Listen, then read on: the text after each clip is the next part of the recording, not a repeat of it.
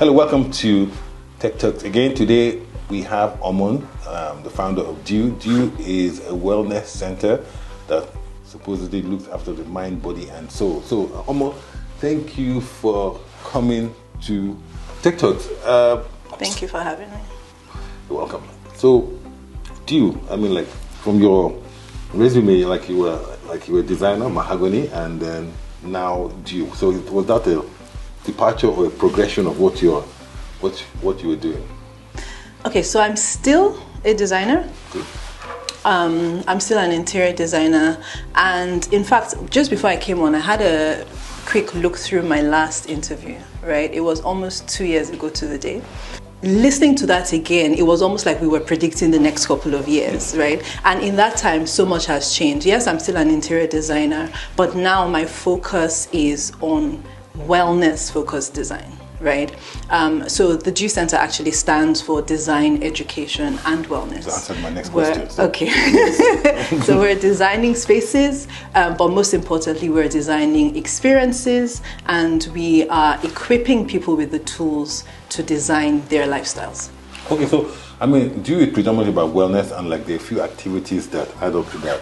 I know that you have this yoga, there's some massages, there's physiotherapy, there's also psychologists. I believe that's a term. Now, why do you think that this is the right time to invest in this type of project, especially in the Nigerian context? What makes Dew completely different? Why would you succeed? Okay. So you asked me 3 questions. Yes. I'll try to remember them. The first one is why Dew? Why right? Dew?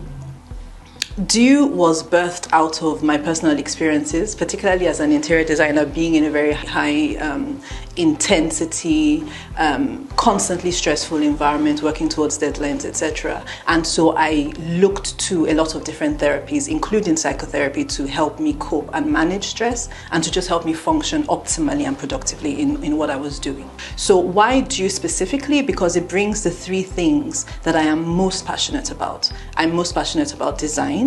I'm extremely passionate about education and continuous education. And wellness was a need. It was a need and still is a need that we face constantly. So that's why Dew.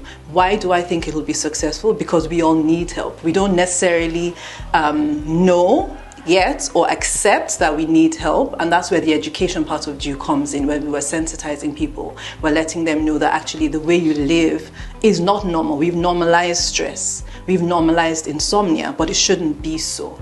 So there's nothing in particular that Dew is doing. We're not reinventing the wheel. We're not doing anything new. What we're doing is that we're bringing it all together on a platform that is easily accessible, and we are guiding and educating people on how to use these tools, right? So massages have been here for hundreds of years, so has yoga, but more people are turning towards these therapies to be able to cope with the day-to-day. Yep.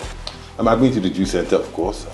Nice space, and so this is a new business. So how was the journey to setting up Dew?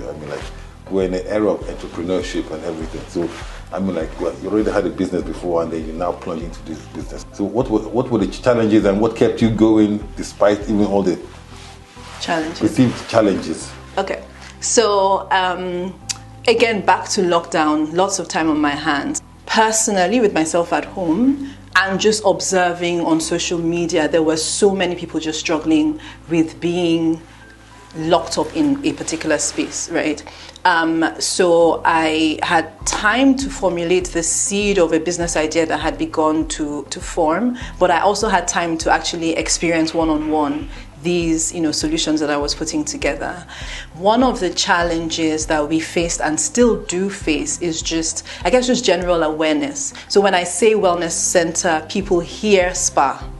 I didn't say spa because that sort of notion of spa is something you do now and then on the weekend. You just treat yourself, get a massage, and then you carry on doing everything you were doing before until the next time, right? But what we are trying to do is educate people about how to live better every day.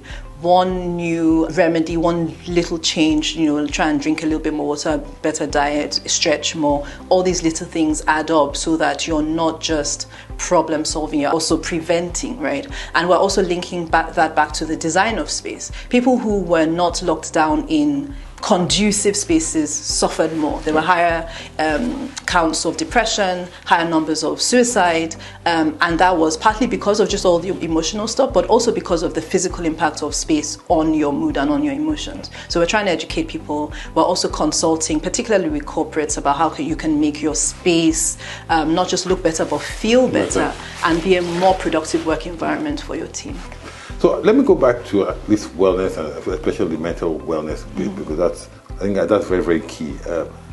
So they always say, there are many things, mind over matter, the body is willing, the mind is weak, the mind is willing, the body is weak. But we see that even in sports now, like most successful sports personalities, they will have their personal trainers, they will have their physiotherapists, but they will also have their mental trainer as well, mind trainer. When and how do you think we're going to get that paradigm shift that people also I go to the gym, I have a personal trainer to keep me fit and keep me strong, that I will also take on board a mental trainer, call him what you like, right? And maybe it's the nomenclature, but when do you think, how are we going to get that shift? Because I think it's very, very important, especially from leadership perspective. And one thing Nigeria needs is a lot of leaders who think why, broad and wide. Okay, so that goes back in a way to one of your earlier questions, which is why do you, right? I intentionally wanted to create a space that was conducive, right? So a spa environment where you can go and see a therapist and it doesn't feel so clinical. It doesn't feel like this, dark room you're going to or whatever, right? There's no stigma at the Dew Center because you could be walking in for anything. You could be going to get a massage, you could be going for whatever, right? And because of my personal experiences, I wanted to put my money where my mouth was. I wanted to create a platform where I could also talk about mental health and my mental health journey and encourage other people to do the same. I think this paradigm shift will happen when those who are aware, those who are benefiting from therapy actually come out and say me too, right? In this context, it gives other people that sort of courage, and there's strength in numbers, there's strength in knowing that you're not the only one going through challenges and it's okay to ask for help. So talking about it more, definitely more important, very important, and creating a space where people can actually go. One of the things that we encourage now at the Dew Center, we organize a lot of group activities, we organize activities for organizations, associations, corporations. Two questions. How are you creating awareness for this? How many people know about this? How many people have come to the Dew Center? How are you funding this? Because we know that, especially in this space now, everyone is selling their market, and that means you have to rise above the noise. So how is that going? Okay. So how are we telling people about the Dew Center?